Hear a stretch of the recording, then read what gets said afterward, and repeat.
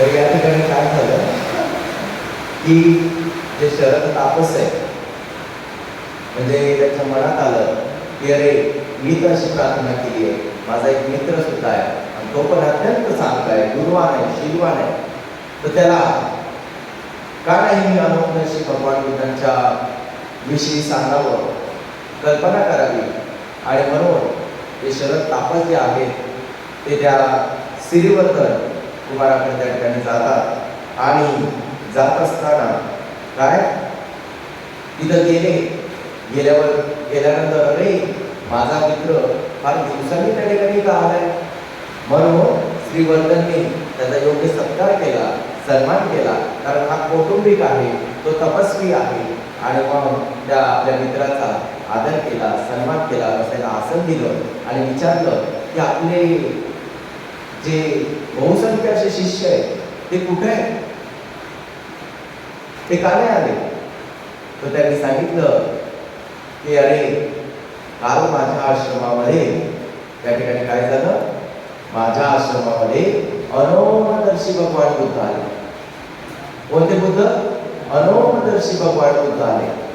आणि बुद्ध आल्यानंतर त्यांनी अशी धम्मदेशना दिली, अशी धम्मदेशना दिली की त्या धम्मदेशनेच्या प्रभावाने आम्हा सर्वांना अद्वितीय स्वरूपाची धम्मदेशना दिली. आणि धम्मदेशना दिल्यानंतर त्या धम्मदेशनेच्या प्रभावाने माझे सर्व शिष्य अनंत झाले. 74,000 शिष्य काय झाले? अनंत झाले. परंतु माझं मन हे फक्त बुद्धांच्या त्या एका अग्र श्रावकाकडे, अर्थात निमिष नावाचे जे अग्र श्रावक होते त्यांच्याकडे वारंवार जात होतं. त्यांची ती देहबोली, त्यांची ती प्रतिष्ठा, त्यांचं ते तेज आणि त्यांचं बल पाहून माझ्या चित्तामध्ये वारंवार येत होतं की मी सुद्धा कोणा बुद्धांच्या काळात असा त्यांचा आग्रह श्रावक बनलो होतं, प्रथम शिष्य बनलो होतं, धम्म चक्र प्रवर्तन करणारा त्यांचा महान शिष्य बनलो होतं. आणि त्यामुळं मी अनंत पद त्या ठिकाणी प्राप्त केलं नाही. आणि मग भगवान अनवदर्शी बुद्धांना इथेशी वर्णना केली, त्यांना याचना केली. भगवंतांनी जाणून मला तसं मंगलाशीष दिला. परंतु माझ्या माहितीप्रमाणे भगवान बुद्धांचे 2 अग्र श्रावक असतात. किती? एक बुद्धा अद्वैताचं, एक बुद्धा अनाहता, पचुपांडवाचे एक बुद्धा. म्हणजे बुद्धा जेवढे बुद्ध होऊन गेले त्यांचे किती अग्र श्रावक? बरोबर ना? भविष्यात जेवढे तथागत होतील त्यांचे किती अग्र श्रावक? आणि आताचे जे बुद्ध आहेत त्यांचे किती अग्र श्रावक? एक साथ बुद्ध. तेव्हा मला असं कळालं की भगवान बुद्धांचे 2 अग्र श्रावक आहेत. पहिल्या अग्र श्रावकासाठी मी विनंती केलेली आहे, याचना केलेली आहे, तर तू भविष्यात येणाऱ्या त्या गौतम बुद्धांच्या शासनात अग्र श्रावक, द्वितीय अग्र श्रावक पदासाठी तू याचना कर. तेव्हा श्रीवर्धन कुमार या ठिकाणी काय म्हणतात? मयं बुद्धेहि सद्धी परिचयो नक्की. काय?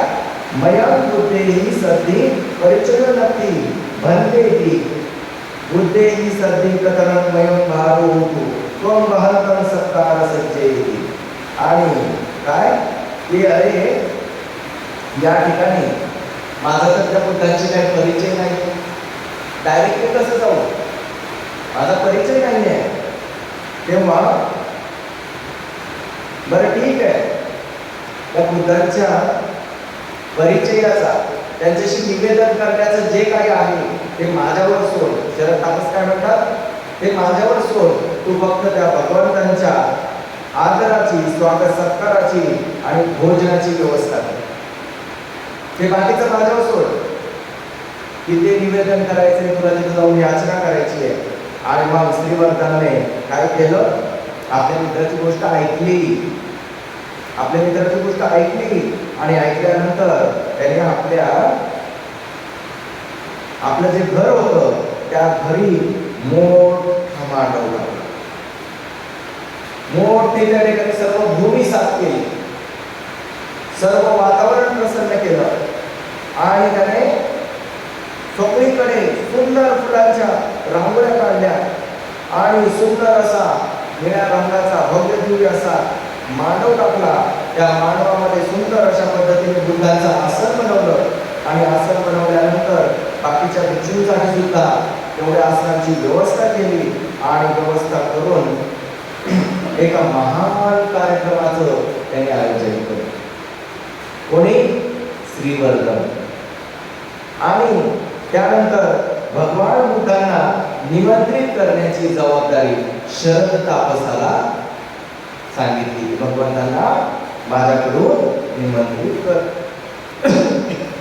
तेव्हा शरद तापस भिक्खू संघासहित भगवान अनवमदर्शी यांना निमंत्रित करून श्रीवर्धनाच्या घरी आणलं. बघा, आपणही जेव्हा एखाद्या भिक्षूंना किंवा एखाद्या व्यक्तीला त्याच्यापर्यंत आपण पोहोचू शकत नाही, तेव्हा आपण जी योग्य व्यक्ती आहे त्यांच्या मार्फत निवेदन देऊ शकतो. आपण आदराने प्रेमाने आपण त्यांना नम्रपणे याचना करू शकतो. आणि मग श्रीवर्धन याने त्याच्या इथे भगवंत गेल्यानंतर त्यांचा आदर सत्कार, काय त्यांचा आदर सत्कार करत श्रीवर्धनाने भगवंतांचा आदर सत्कार करत त्यांच्या हातामधलं पात्र घेतलं. बघा, जेव्हा भिक्षू घरी येतात तेव्हा अशी परंपरा आहे आज सुद्धा, त्यांच्या हातातलं पात्र आपण घेतलं जातं. किंवा जेव्हा आपण म्हणते ना आमच्या घरी भोजन आहे म्हणून सांगायला येतो आणि सकाळी आदल्या दिवशी सांगायला येतो, दुसऱ्या दिवशी त्यांना घ्यायला येतो, तेव्हा अशी परंपरा आहे की त्यांचं पात्र आपण घ्यायचं आणि आपण त्यांना घेऊन जायचं. तर अशा पद्धतीने भगवंतांचं पात्र त्या ठिकाणी आपल्या हातात घेतलं आणि जिथं भगवंतांचं आसन आहे तिथं नेऊन समोर ठेवलं आणि भगवंतांना त्या सुंदर अशा आसनावर नेऊन बसवलं. आणि त्याच्यानंतर दक्षिणोदोत म्हणजे हात धुण्यासाठी पाणी, त्याचे हात धुवायला पाणी दिलं, भांडं दिलं आणि नंतर मधुर आणि स्निग्ध अशा स्वादिष्ट पदार्थ वाढून भगवंतांना पोटभर भोजन स्वतःच्या हाताने वाढलं. जेव्हा आपण पण भिक्षूला संघाला आताच अशी सवय लावून घेतली तर भविष्यात आपल्याला ते बीज आपल्यामध्ये रुजलं जाईल. जेव्हा कधी भगवान बुद्ध आपल्याला दिसतील, समजा कोणत्या भगवान बुद्धांचा पश्चिम बुद्धांचा अनंतांचा संपर्क आलाच आणि ही जी चेतना जर आपली जागली तर आपण पण भगवान बुद्धांचं पात्र घेऊ शकू ना. दादा भगवान बुद्धांसोबत चालू, भगवान बघा आमचं गाव, भगवान बघा असं, भगवान सुंदर आहे का नाही, भगवान चालतील खड्यातून. पण आपल्याला जर कळलं तर अरे बुद्ध उद्या आमच्या घरी भोजनाला येणार आहे, तर आपण रस्ता बघून करू, त्याच्यानंतर घरामध्ये चांगलं स्वच्छ सुंदर वातावरण तयार करू, भगवान बुद्धांचं पात्र आपल्या हाती घेऊ, त्यांना स्वतः त्या ठिकाणी बसवू, बसवल्यानंतर भगवंतांचे हात धुवू, पाय धुवू, हात पाय पुसायला चांगलं वस्त्र देऊ, वस्त्र दिल्यानंतर स्वतःच्या हाताने भोजन वाढवू. आता आपण काय करतो, वाढेल ना माझी मम्मी, वाढेल पप्पा, नाही पप्पा काय म्हणतात, वाढेल ती.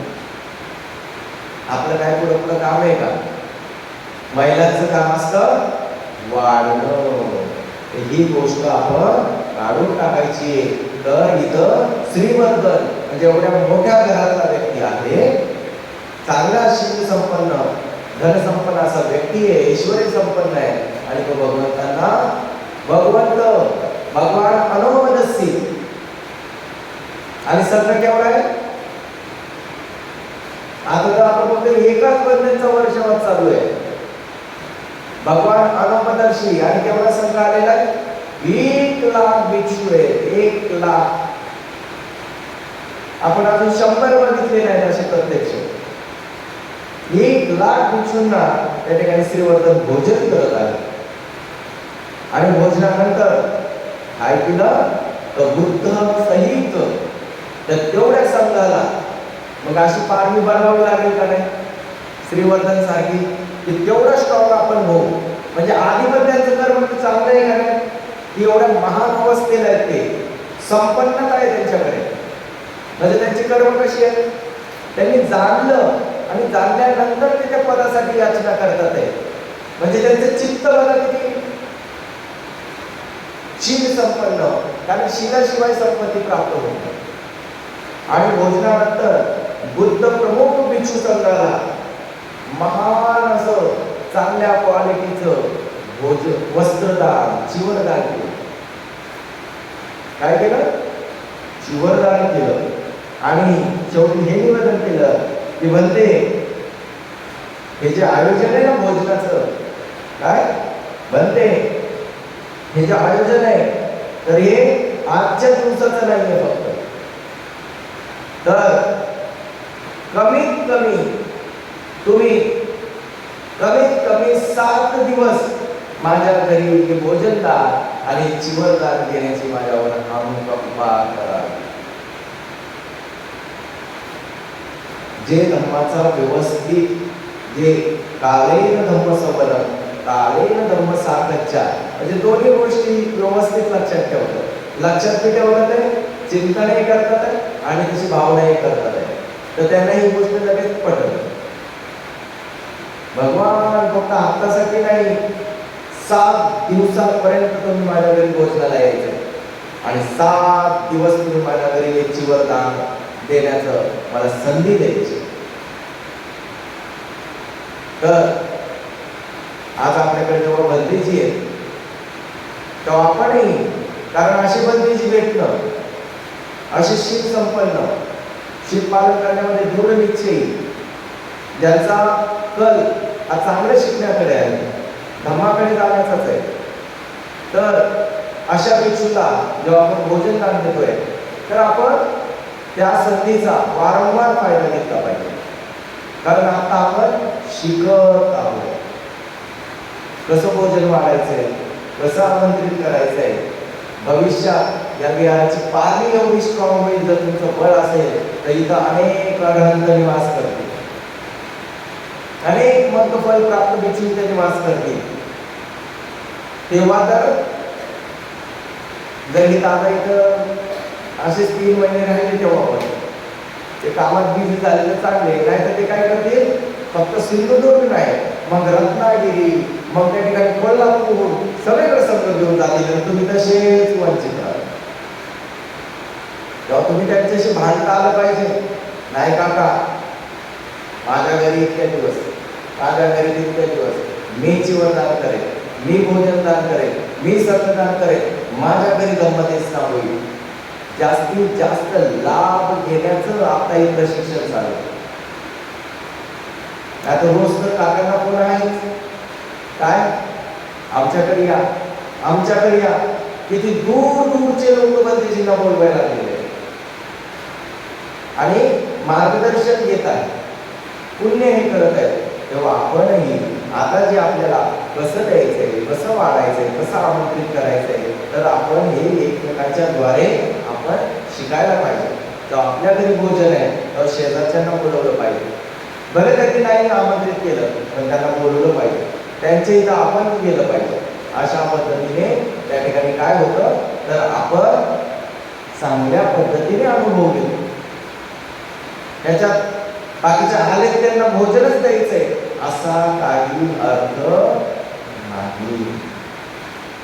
अशा पद्धतीने त्याने 7 दिवस माझ्या घरी भोजन स्वीकारा अशी याचना केली भगवंतांनी.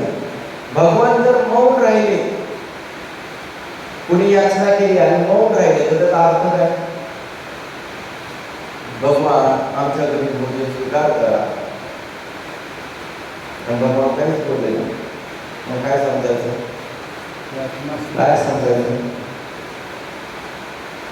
काय आपण समजू की नाही मी तुमच्या इथे येणार नाही असं होईल. जेव्हा भगवान मौन राहतात त्याचा अर्थ होतो की हो मी तुमच्या विनंतीचा स्वीकार केला. परंतु जेव्हा मग आधीच याचना झालेली असती तर भगवान समोर म्हणतात, नाही, भोजन दुसरीकडे आहे. बरोबर?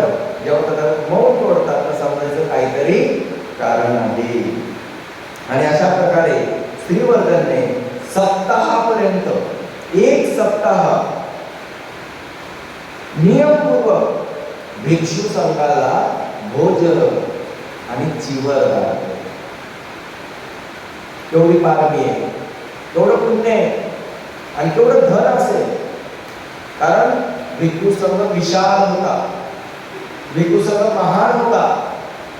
रोज एवढ्या संघाला भोजन देणं आणि रोज एवढ्यांना चिवर देणं ही साधी गोष्ट नाहीये. पण त्याने विचार नाही केला, अरे माझं धन संपेल, अरे माझा धनाचा नाश होईल.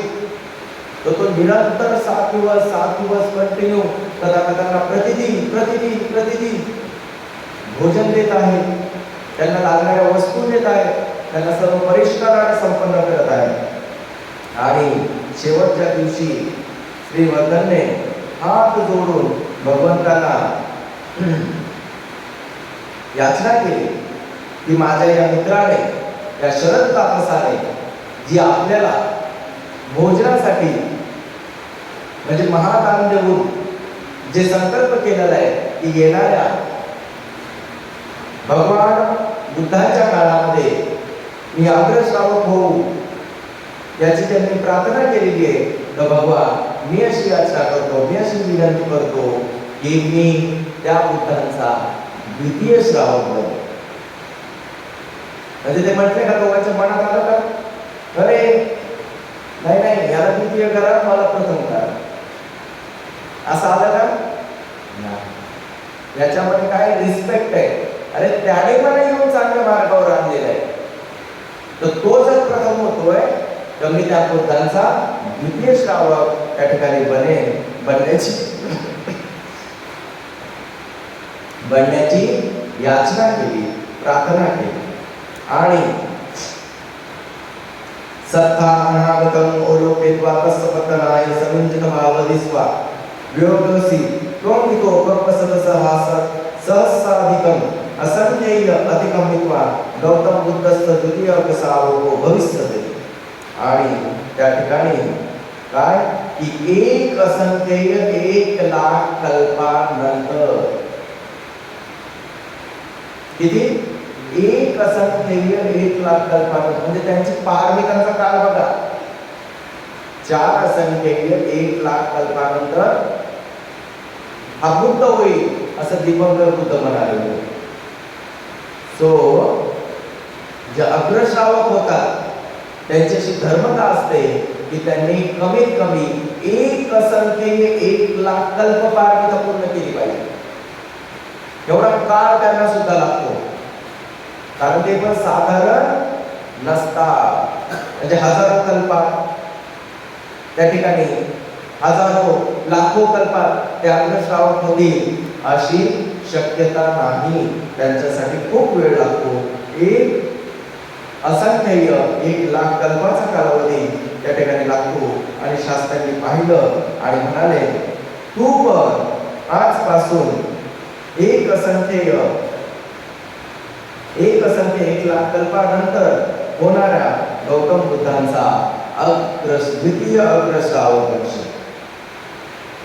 तथागत म्हणाले, हो, तुझाही तो संकल्प पूर्ण होईल. का म्हणले बुद्ध असे? का म्हणले असतील? त्यांनी एवढं मोठं भोजन दिलं म्हणून, त्यांनी एवढं महादान दिलं म्हणून, त्यांनी एवढा आदर सत्कार सन्मान केला म्हणून, एवढा खर्च केला म्हणून. मग का म्हणले असतील? त्यांच्या चित्ताची चेतना, त्यांचा चित्ताचा दृढ संकल्प, मला बनायचंय म्हणजे, आणि त्या भावनेने त्यांनी दान दिलंय. किती पैसे खर्च झाला, किती काय खर्च झाला, काय केलंय, कसं हे केलंय, काही देणं घेणं नाहीये. तर काय प्रमुख आहे त्यांच्या? चित्त कुठे झुकलेलं आहे पूर्ण? बुद्धांकडे बुद्धांची ती अद्वितीयता, बुद्धांची ती अद्वितीय आभा, 7 दिवस नुसतं ते भोजन देत नाहीये, 7 दिवस धम्म श्रवण करत आहेत. बुद्ध धम्म देत आहेत त्यांना, बुद्ध धम्म सांगत आहेत. तर काय सांगत असतील, किती अद्वितीय स्वरूपाचं सांगत असतील आणि कशा पद्धतीने त्यांनी तो ग्रहण केला असेल. असेवनाच बालान पंडितांच सेवना पूजाच पूजनीयान एतत् मंगलम उत्तम. हे स्पष्ट होतंय ना. दोघांची मित्रता एवढी चांगली आहे की मूर्खतापूर्ण गोष्टींपासून ते दूर आहेत, पांडित्यपूर्ण चांगल्या लोकांच्या संपर्कात आहेत आणि पूजाच पूजनीयान, जे पूजनीय आहे त्यांची ते पूजा करत आहेत. त्यांच्या आई वडिलांची दोघांनी सेवा केलेली आहे, बरोबर की नाही. वडीलधाऱ्यांचा आदर आहे, सन्मान आहे, चांगली काम आहेत, गरजूंना मदत आहे. जेव्हा शरद तापसाने जेव्हा त्याचे आई वडील वारले, त्यांचं निधन झालं, तेव्हा एवढ्या संपत्तीचं मी काय करू म्हणून विचार केला आणि विचार करून अरे नुसतं या संपत्तीचा मी उपभोग घेऊ काय, भविष्यात काय आहे म्हणून विचार केला आणि संन्यास घेण्याचं ठरवलं. आणि संन्यास घेतल्यानंतर आपल्या घराची द्वार, सगळी संपत्ती, अफाट धन, जे दमलेले पिटलेले, दुःखामध्ये, भयामध्ये, रोगामध्ये, अशा सर्व गरजूंना ते धन वाटून दिलं. म्हणजे चित्त किती श्रेष्ठ अवस्थेत आहे. आणि आपण काय करतो, म्हणजे पेन्सिल तुम्ही घेतली आपल्या ताई, आणि जर ती आपण आपल्या ताईच्या हातात बघितली, मग भांडण, माझी पेन्सिल मला भेटलीच पाहिजे, तू कशीच घेतली, आणि त्याच्यावर भांडण. एक पेन्सिल आपल्याला सुटत नाहीये, बरोबर. यांचा त्याग केवढा आहे, बाबासाहेबांचा त्याग केवढा आहे.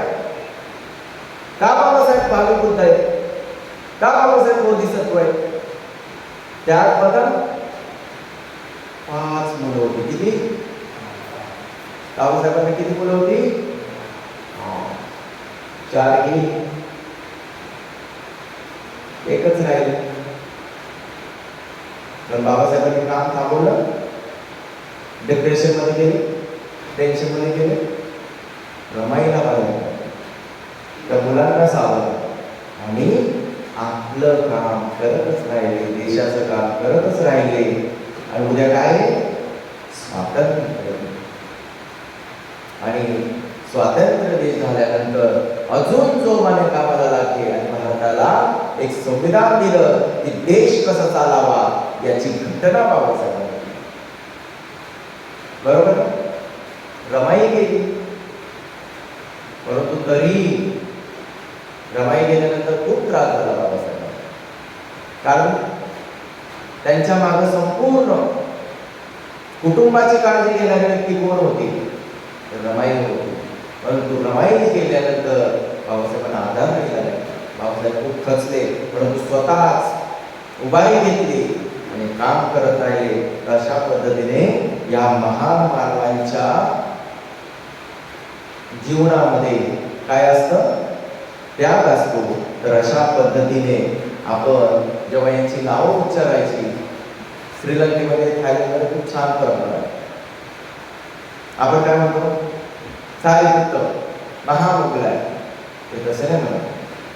बंदे सारीपुत्त, बंदे महामुगलाय, किंवा अनंत बंदे सारीपुत्तजी, अनंत बंदे महामुगलांची रिस्पेक्टली, सन्मानाने बोललं.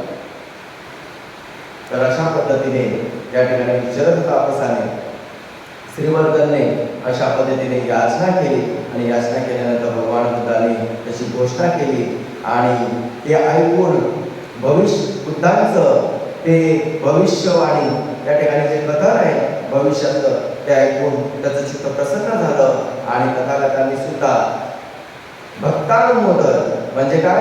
भोजनदानाचं अनुमोदन करून आपल्या भिक्खू संघासहित निघून गेले. आणि भगवान म्हणतात काय? ते अनुमोदनचे भगवान भोजन वगैरे करून अनुमोदन करून निघून गेले.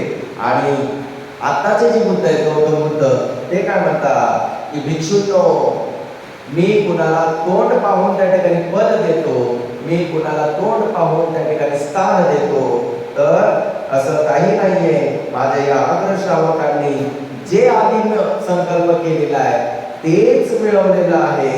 मी कधीच कुणाच्या बद्दल पक्षपात करत नाही. मी कधी कोणाचं तोंड पाहून त्या ठिकाणी त्यांना स्थान देत नाही. आणि अशा पद्धतीने तथागत सम्यक संबुद्धांना गौतम बुद्धांनी आपल्यावरील सर्व आरोप त्याचं निराकरण केलं, लोकांना निशंक केलं आणि सर्व भिक्षू कृतकृत्य झाले. अहो बुद्ध, अहो धम्म, अहो संघ असे अद्वितीय बुद्ध की या दोन अग्र श्रावकांचे काय संकल्प आहेत ते आमच्या बुद्धांनी एवढ्या जसेच्या तसे सांगितले. आणि आम्हाला त्या सर्व बुद्धांची त्या ठिकाणी माहिती मिळाली. आम्हाला भूतकाळात असे बुद्ध होते, इतके महाप्रतापी होते आणि त्यांच्या काळात त्यांनी असं महादान दिलेलं आहे. शरद तापसाने अद्वितीय पूजा केली आणि श्रीवर्धन यांनी काय केलं? अद्वितीय भोजनदान आणि चिवरदान, भव्य दिव्य वाटपदान. अशा पद्धतीने तथागतांनी सांगितलं की मी पक्षपात करत नाही. आणि मग अशा पद्धतीने तथागतांनी इथं जी सुंदर असं गाथा आहे की असारे सारमत्तिनो सारेच्या सार तस्तिनो ते सारंनादिगच्छन्ति मिच्छा संकल्प गोचरा. सारंच सारतो यत्वा असारच असारतो ते सारंगादिगच्छन्ति सम्मा संकल्प गोचरा. म्हणजे बघा सोपं आहे लक्षात ठेवण्यासारखं की मिथ्या संकल्प काय असतो आणि सम्यक संकल्प काय असतो. आणि या ठिकाणी भगवान बुद्धांनी त्या ठिकाणी असं सांगितलं की चार प्रत्यय आणि दशवस्तू मिथ्या दृष्टी आहे का आधार लेकर की जाने वाली धर्मदेशना असार कळ जाते.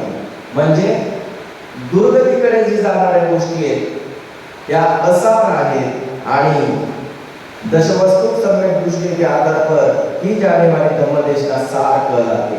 जी निर्वाणाकडे घेऊन जाते तिला सार म्हटलं जातं. आणि अशा पद्धतीने काही लोक मिथ्या दृष्टीला सम्यक दृष्टी मानतात आणि काही सम्यक दृष्टीला मिथ्या दृष्टी मानतात. तर ते सार प्राप्त करत नाही.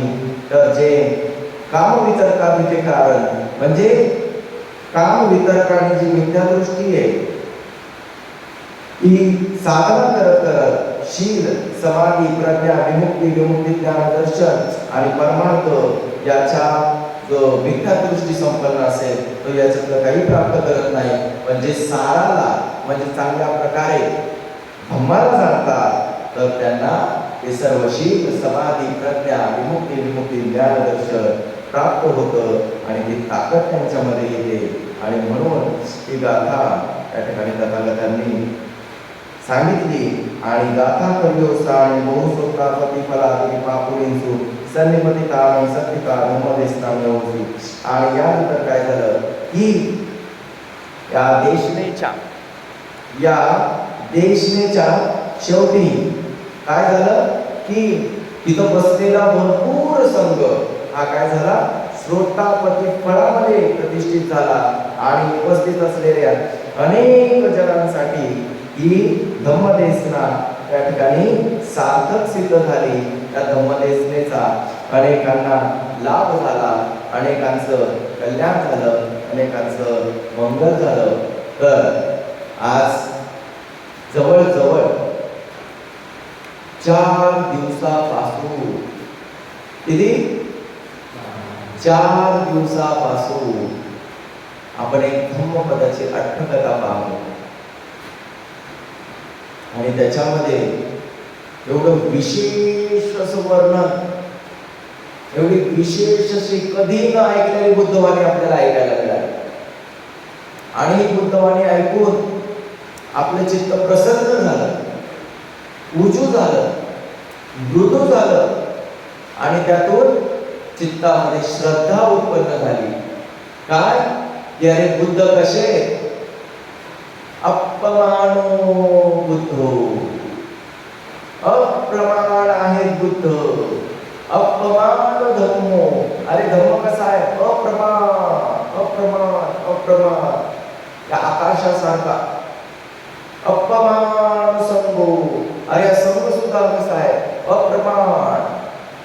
जसं जे आपल्याला आकाश दिसतंय त्याचा कुठं आपल्याला आधी आणि अंत दिसतोय का? ते दिसतच जातं दिसतच जातं दिसतच जातं.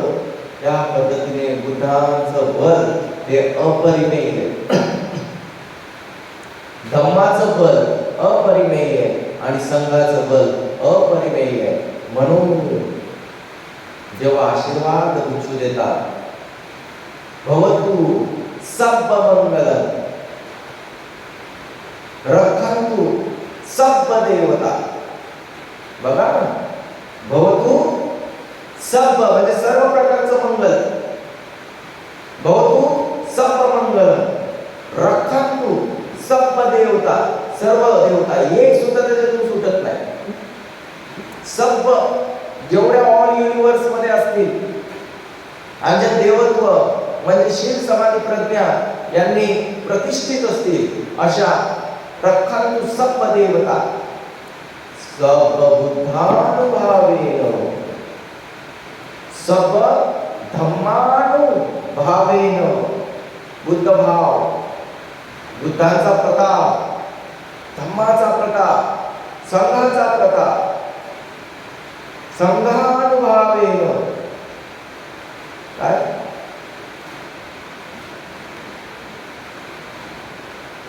सदा सोंगी भवन्ति बुद्धानुभावेन धम्मानुभावेन संघानुभावेन. सदा म्हणजे सदैव, सदा. सोंती म्हणजे मंगल, चांगलं. सोंती भवन्तु ते, भवन भावित हो, असंच हो. एवढा मोठा आशीर्वाद या ठिकाणी जो मिळतोय, तर तेव्हा आपण सुद्धा ग्रहण केला पाहिजे की अरे बुद्धाचं बल अप्रमाण आहे, धम्माचं बल अप्रमाण आहे, संघाचं बल अप्रमाण आहे. तर नक्कीच याने आमचं कल्याण होणार आहे. हा आपल्यात सुद्धा दृढ विश्वास पाहिजे. नाही बनतेची म्हटले आणि चला बनतेची दाखवा. काय ग्रहण केलं मग आपण? देणारे लाख मंगल कामना देतील, घेणारे पाहिजे ना. आपला सुद्धा तेवढाच विश्वास आणि तेवढीच श्रद्धा आपली पाहिजे, तेव्हा ते घटित होत असत. त्या दोघांनी बुद्धांचा बुद्धानुभाव, बुद्धांचं बल पाहिलं, त्याचा दृढ विश्वास झाला आणि त्यानंतर त्याचा संकल्प केला आणि त्या संकल्पानुसार आचरण केलं. आणि गौतम बुद्धांच्या शास्त्रात दोघं झाले का? सारिपुत्र आणि महामंगल झाली का? आणि असत्य प्रमाण मिळालं का नाही?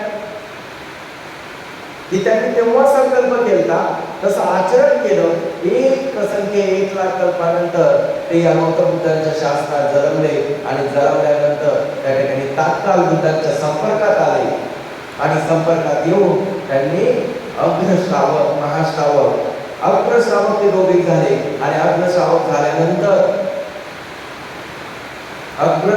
झाल्यानंतर त्यांनी त्यांची कर्तव्य पार पाडली.